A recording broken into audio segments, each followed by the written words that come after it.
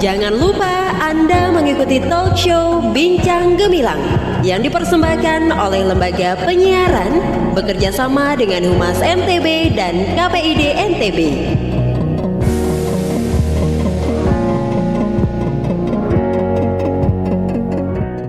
Assalamualaikum warahmatullahi wabarakatuh. Selamat sore kembali lagi Yun di sore hari ini kita di program Bincang Gemilang yang dipersembahkan oleh CFM bekerjasama dengan Humas NTB dan KPID NTB. Sore hari ini kita mengangkat tema tentang peran agama dan pandangan agama tentang menurut tatanan baru. Nah, pasti udah tahu dong siapa yang jadi narasumber sore hari ini. Seperti juga yang sudah kita lakukan dari tadi ini. Jadi sudah hadir di tengah kita ada Bapak Ustadz Faisal Salim SAG. Assalamualaikum Pak Ustadz. Waalaikumsalam warahmatullahi wabarakatuh. Oke, luar biasa. Ini beliau pulang dari kerja langsung ke sini ya untuk memberikan suatu penjelasan. Ini memang di masa-masa di mana orang krisis kepercayaan, krisis ibadah kayaknya ya di masa COVID ini. Oke, kita langsung aja pada poinnya. Saya mau tanya Pak Ustadz ini bagaimana sih pandangan agama ini atau peran agama dalam sekarang lagi mewabahnya kembali COVID-19. Oke. Assalamualaikum para pendengar Radio Cahaya Timur yang dirahmati Allah dimanapun Anda berada. Sebenarnya wabah ini ya ujian. Kalau orang tidak mau ujian, ya mati saja. Begitu. Oh, gitu ya. Simpel sekali sebenarnya hidup itu. Ya, betul. Kalau orang lapar ya harus makan. Kalau orang nggak ingin sakit ya harus menjaga sehat. Begitu. Benar. Jadi pandemi COVID ini namanya sudah mewabah, ya memang kita harus betul-betul memproteksi diri dengan sebaik-baiknya. Betul. Tidak menganggap enteng, tidak menganggap suatu hal yang biasa, tidak menganggap suatu yang hoax, tidak menganggap karena interpretasi masyarakat sekarang, ada orang yang sakit, Iya. masuk rumah sakit, wah sudahlah, tidak usah banyak interpretasi, pasti COVID itu katanya. Iya. Langsung aja. Langsung saja main, sehingga dalam pikiran masyarakat sudah menjadi suatu hal yang negatif. Oh, iya. Ini harus dirubah. Nah, Ya, bagaimana cara merubah pola pikir masyarakat itu? Ya sebenarnya basic perubahan dalam diri manusia itu lebih banyak diilhami oleh pemahaman agama yang bagus. iya, gitu. Pemahaman agama yang benar, pemahaman agama yang kukuh, yang kuat, ya, sehingga mereka betul-betul bisa memperbaiki diri atas dasar betul-betul bukan perintah manusia. Kan manusia yang perintah kita untuk ayo pakai masker katanya. Iya, iya. Kalau orang sudah punya agama, tahu dia ingin sehat, nggak perlu diperintah dong. Iya. Ya sudah langsung begitu. Ayo jaga jarak ya, nggak perlu pakai segala sesuatu. Ketika protokol kesehatan itu sudah menjadi suatu kunci untuk keberhasilan manusia agar sehat, ya harus kita ikuti protokolnya. Tidak perlu diperintah. Tidak perlu diperintah. Sadar sendiri. Sama kayak sholat itu. Iya. Ya sholat kan 5 kali. Sehari semalam. Nggak sah sholat kalau nggak wudhu. Iya. Ujuk-ujuk dia langsung sholat. Nggak pakai wudhu. Ya protokol kesehatan kayaknya seperti itu loh. Iya benar. Ibaratnya memang Ibarat sehat. seperti itu. Ya ikuti protokol kesehatannya. Iya. Oke. Terus ini Pak, karena sekarang kita tahu masa pandemi COVID itu seperti yang saya bilang awal banyak sekali krisis kepercayaan sesama manusia, krisis kepercayaan ibadah juga. Ada banyak orang yang, aduh mau gini takut gitu ya. Terus dengan bilang sah nggak sih sholat kalau begini, benar nggak sih cara agama kalau begini, nah itu bagaimana? Yang lagi mindsetnya masyarakat kita pengen perbaiki. Iya, kita berawal dengan kata new normal. Iya. New normal itu ya suatu hal yang diawali dari suatu kenormalan. Betul. Ya, kalau new normal itu diawali dengan suatu yang tidak normal, ya nggak normal gitu. Ibarat orang gila mau waras, tapi diawali tetap terus dengan kegilaan, ya nggak waras begitu. Loh, konsep berpikir masyarakat sekarang kan memang harus merubah mindset gitu sih. Kita harus rubah mindset kita dengan secara baik dan benar tentang apa sebenarnya yang terjadi di tengah kehidupan kita ini. Berkali-kali kita sering mengajarkan kepada masyarakat. Ya, loh di situ loh ada yang terkena positif. Mohon berhati-hati. Ya, bukan berarti kita harus menakutinya. Ya. Karena pada hakikatnya wabah corona ini apa sih bedanya dengan wabah kolera, wabah malaria, wabah-wabah yang lain yang pernah ada sebelum wabah ini? Iya, pernah juga berbahaya. Sangat ada lebih berbahaya lagi, yang lebih dari mungkin jumlah kematiannya saat ini melebihi dari masa-masa wabah sebelumnya itu sendiri. Nah itu kita harus berkaca ke sana juga, dan berkaca dari setiap peristiwa. Bukan berarti kita sit back gitu, kembali ke belakang untuk mengingat-ingat sejarah. Karena justru kita yang masa sekarang itu membuat sejarah apa yang akan terjadi besok itu. Betul. Itu yang paling penting. Maka kami selaku tokoh agama tetap mengajak masyarakat itu untuk merubah mindset tentang hal tersebut. Ya artinya ya tidak dianggap momok lah begitu. Benar. Ya tenang saja, perkuat iman, ya, lakukan yang terbaik. Karena memang di dalam kita beragama, khususnya di dalam Islam itu kan ada yang namanya hifdzun nafs, jadi menjaga diri. Iya. Jaga diri itu suatu kewajiban. Karena memang diri yang terjaga inilah yang akan bisa kita melakukan hal-hal yang lain di luar ibadah-ibadah, termasuk hubungan relasi kita dengan masyarakat-masyarakat lain. Seperti itu loh Mbak. Oke, itu loh ya. Jadi kembali ke diri kita sendiri, kesadaran sendiri, dan apa yang digaungkan, apa yang disarankan yang dijalankan aja. Iya, betul sekali. Oke, jadi buat sahabat saya semua yang juga yang pengen gabungan di sini bertanya banyak tentang COVID ini dari pandangan agama atau sisi agama, boleh gabungan aja langsung di sini di 0823421114, karena nanti Bapak Ustaz Faisal pun akan menjawab dengan tuntas apa yang sahabat saya tanyakan. Oke, kalau ini beliau juga menjabat sebagai Ketua Reading Muhammadiyah Sumbawa ya. Satu organisasi yang kita bilang besar juga ini, dan mungkin akan sangat mengaruh jika sangat tokohnya itu berbicara. Nah, apa sih yang sudah dilakukan oleh Muhammadiyah di masa pandemi ini untuk merubah mindset, untuk menguatkan atau mengokohkan agama tadi? Iya. Di Muhammadiyah, di samping kita memberikan penguatan moral pendidikan agama yang baik, karena kita juga punya lembaga pendidikan yang banyak juga, dari Alas sampai Terano kita punya. Kemudian kita juga punya lembaga kesehatan berupa Rumah Sakit Surya Medika, PK Muhammadiyah Sumbawa itu.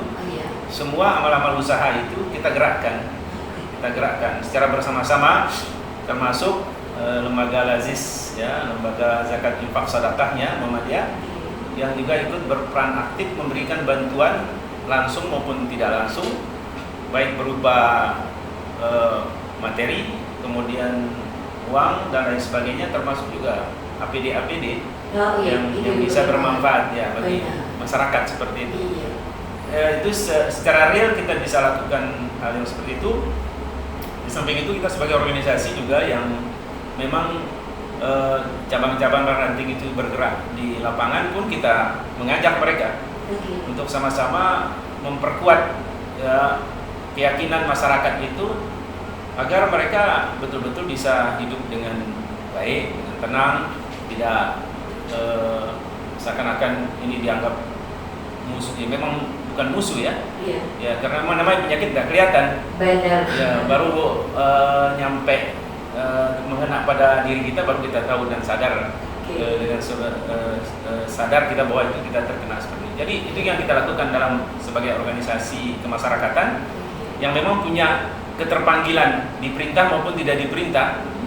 Kita tetap terjun ke masyarakat dengan cara yang tidak langsung, lebih banyak melalui media-media yang ada seperti WhatsApp, Facebook dan lain sebagainya, media-media sosial dan media-media yang lain yang bisa terjangkau pada masyarakat itu sendiri. Karena keterbatasan juga untuk langsung bertatap muka, untuk langsung bertemu itu sangat sulit. Tapi untungnya sekarang ada media yang bisa jadi sarana untuk menyampaikan bagaimana kita harus bersikap menyikapi COVID-19 ini. Luar biasa, ini sangat mengerikan. Nah, kembali lagi kalau saya tanya, yang kita tahu Sumbawa ini sempat nihil atau nol. Betul sekali. Akhir-akhir ini kembali naik lagi. Bahkan kita menduduki peringkat kedua di NTB.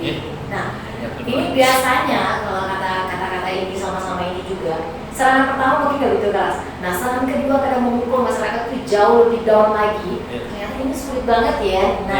Nah dari sisi agama itu bagaimana memandangnya, dan terus peran agama biar itu tidak lebih down lagi, karena luar biasa mempengaruhi ekonomi juga, Iya. agama juga.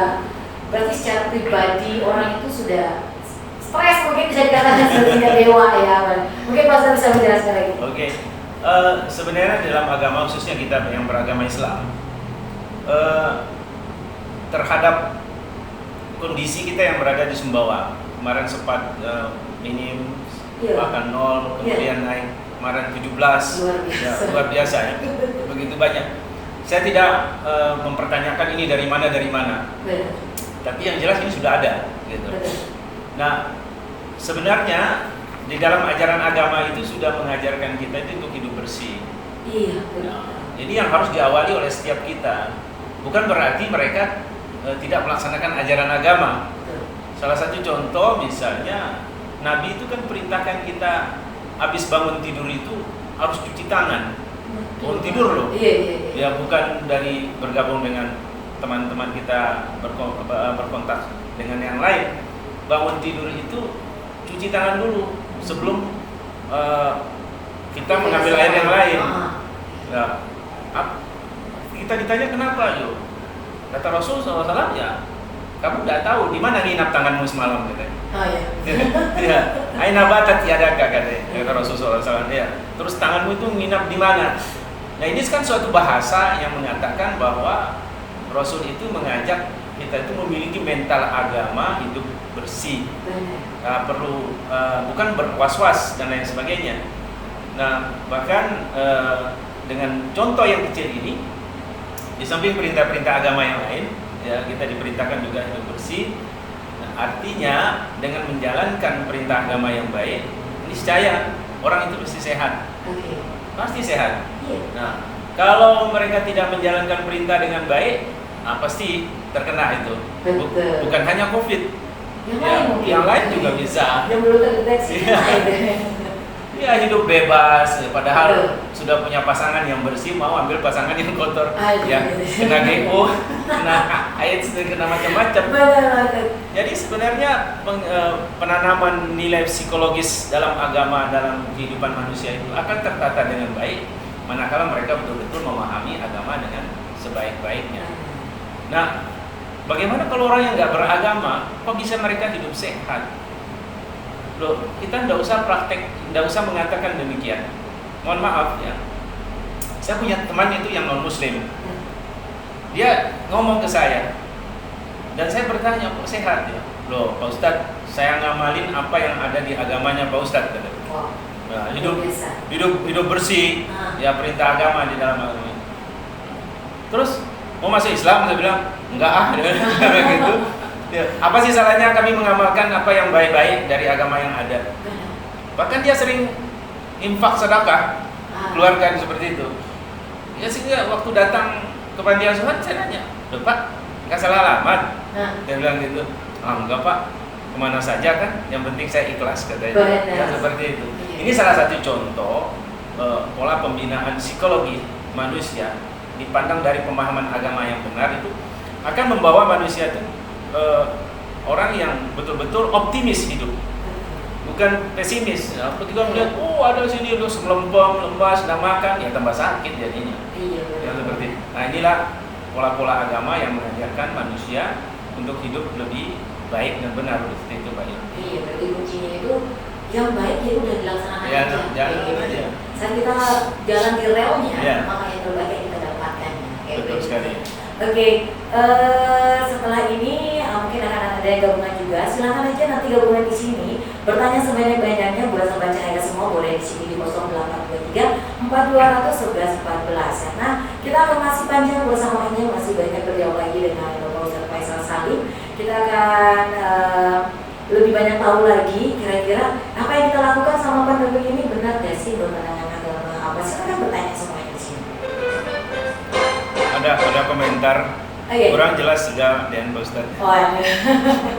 Oh, kurang jelas maksudnya didekatkan dulu. Oh, didekatkan. Iya. Oke, luar biasa, berarti banyak ya mendengarkan kita di sini. Iya. Oke, luar biasa, ini kita satu lagi, bukan satu lagi, banyak lagi pertanyaan yang akan saya tanyakan. Ini lebih tentang pribadi saya sendiri. Yang Iya. sekarang karena COVID ini, untuk orang melakukan ibadah saja, Ya, itu banyak pertanyaan. betul. Betul. Apalagi kemarin juga ada yang terkena musibah lain sebagainya, banyak orang yang tidak datang, mereka merasa aduh kok bisa begitu. Iya. Terus sholat yang katanya harus menjaga jarak dan lain ya. sebagainya, apakah itu bisa diterima atau lain Iya. sebagainya? Mungkin itu bisa dijelaskan lebih lagi biar tidak gampang kita sebagai masyarakatnya kalau misalkan itu. Iya, betul sekali. Ada orang yang mengatakan, loh Pak Ustadz, kok di pasar itu tidak dijaga jaraknya seperti kita sholat, Iya. terus waktu sholat dijaga jaraknya. Ini bukan terjadi pembantaian akidah yang seperti ini kan? Nah, gitu ya. Iya. Saya katakan efektivitas kita beribadah, memang kita ke masjid itu bersih. Nah, Ya, bukan berarti pemerintah itu logika berpikir kita tidak bisa membandingkan masjid dengan pasar. benar. Ya, orang ke pasar dengan niat tujuan yang berbeda, yang dibeli berbeda. Benar. Ya, mau disamakan dengan masjid yang tujuan kita beribadah, Iya. sudah dari rumah bersih, sehat dan lain sebagainya. Iya. Emang betul. Kalau kita bisa menjamin bahwa yang masuk masjid itu adalah orang-orang kita juga, Iya. kan enak. Iya, benar. Tapi kan banyak yang turun di situ, kita terkenal. Iya. Ya, kalau di pasar wah sudah nggak bisa terukur, Ramai banget. ramai banget dan masya Allah, ya, klaster-klaster pasar pun banyak yang menularkan kepada lain gitu. Benar.